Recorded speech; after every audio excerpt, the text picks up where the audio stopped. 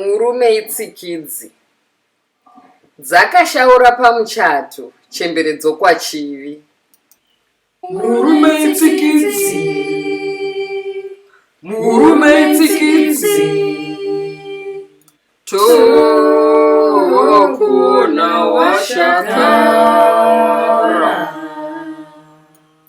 Vachatotorai mwana ndibike, rambei kwindima. vachatotorai mwana ndirime, Rambei kwindima. tokuona washakara. Nhasi dzamunonga ashakadziwa naiyo tsikidzi yakazvitsvakira. Zvakuru kurumwa nechokuchera. Tsikidzi inotanga yakunyudza murudo, igokukambura-kambura sovuchi, igokuita mambokadzi ichichera hayo zhira kumwoyo. Ichinge yakupinda muropa, yochitanga mabasa ayo, ichiruma muzarima, ichihwera yakavanda muchiedza. Tsikidzi kungwara sengwarati, kugwadza segwirikwiti, kuita mashura namashiripiti, kusiya upenyu hwomukadzi chava chahwititi. Inoregesa mukadzi basa, igonyima mukadzi mari, igogara yakatsamwira mukadzi, igofeva nehama dzomukadzi, isina hayo nyadzi. Nyangwe navanyarika naye zazi upombwe, nyangwe kumushando haibudi mumarokwe, nyangwe muzvitima hongo chonyana nenjapisi. Apa zipenzi risina simba, rinosiya mukadzi asina kuguta, nyasi kugara kuchingovhuta. Chiona ino mukadzi wadofuta, nokuti yakarera madokuhla.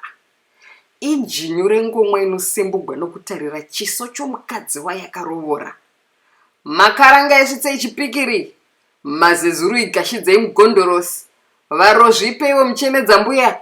Tsikidzi inoitigwa vana, yokuti osemesa, yokurambidza kuyamwisa, ichida iyo zamo. Jenga mai ngaidzokere kuna mai vayo.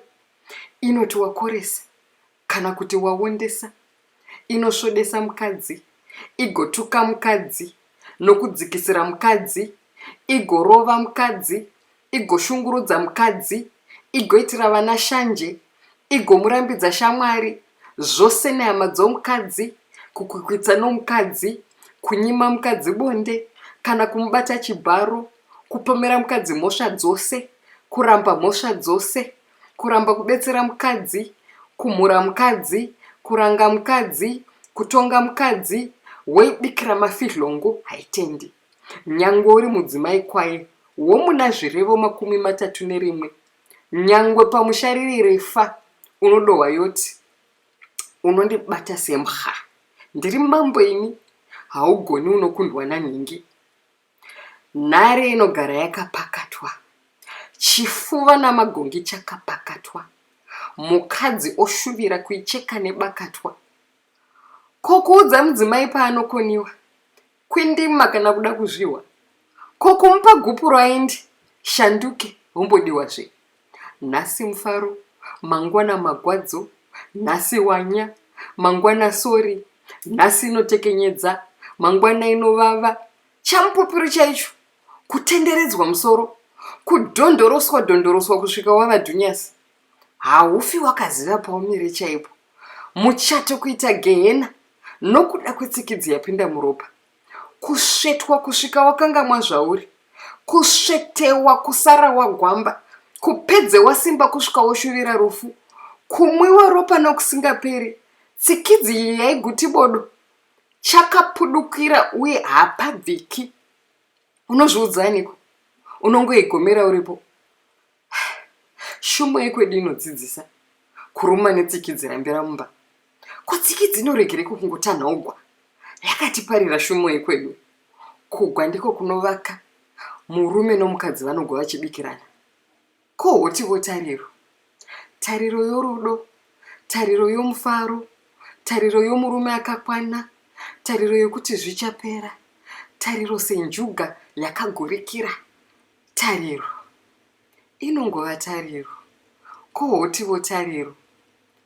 Musoro kutema, vura kusungana, makumbo kuzvimba, dzoro rangova mhazha, meso piriviri, mapundu pachisofararira, hapachina nyangwe maninginikiri, nyama yazvikoniwa, mweya wazviramba.